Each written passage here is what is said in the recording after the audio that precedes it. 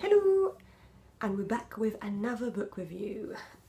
I'm going to talk about a book I didn't particularly like, so it's probably going to be quite a ranty video, so I apologise now. The book is If I Stay by Gayle Forman. When I first started reading this book, I really liked it. The book is about a girl called Maya, and she is off to visit her grandparents with her mother, her father and her brother when there is a car crash and her father and her mother dies. Her brother goes on to die later on in the book.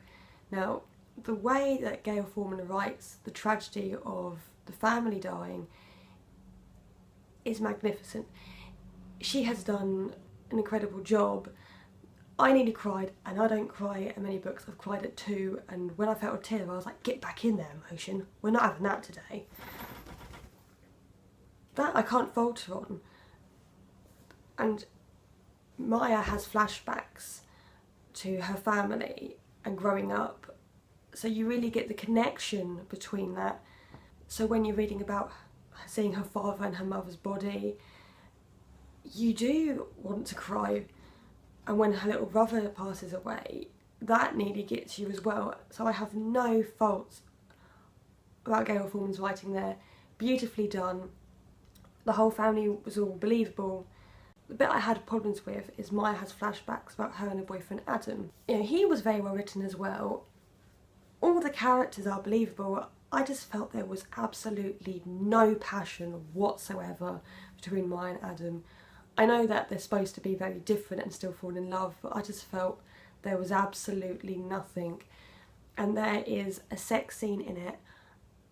And I mean, writing a sex scene is sort of cringy anyway, but there is ways of doing it, and this was so bad.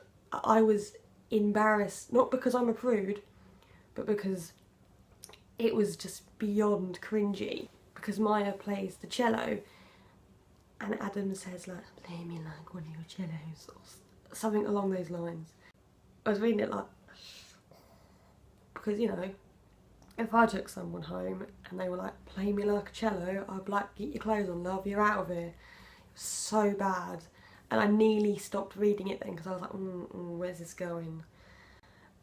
But then, you know, she flipped it back to about the family, and you think, oh, sad again. You know, and I do like a tragic book. I've said that before. I like to be mentally tortured by books, and I'm a sucker for a love story. So it wasn't that put me off. It was just the lack of passion that I just felt they didn't connect as a couple. Even though, you know, that I know that they have different interests, but nothing about them fitted. So the book goes on that Maya has to make the choice. Does she go on, because she's sort of a ghost, she's stuck in the in-between, and she's walking around watching all her friends and her boyfriend try and get in to visit her, and she's making the choice, do I just go on to the afterlife? I've got no mother, no father, no brother, and I adored all of them, or do I stay and try to make the best of my life?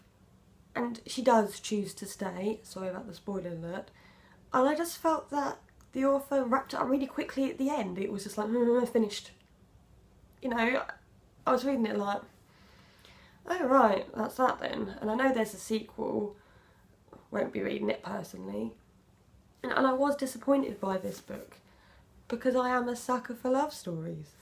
And I like tragic stories, but it just didn't grip me. The only reason I got to the end is because the characters were believable and it was well written. I just personally didn't get gripped by the story. It lacked so much near the end, and it, you know, she's like, I'm not choosing to come back because of Adam, but in my mind she did, and I'm like, you know, I didn't want her to die, that's not what I'm saying. I just felt it went against what she said earlier in the book. You know, if I had to rate it, I'd probably give it a 4. Like, wouldn't read it again, wouldn't chuck it, wouldn't recommend it. That's how I feel about it. So if you do love If I Stay, then comment below with your opinion.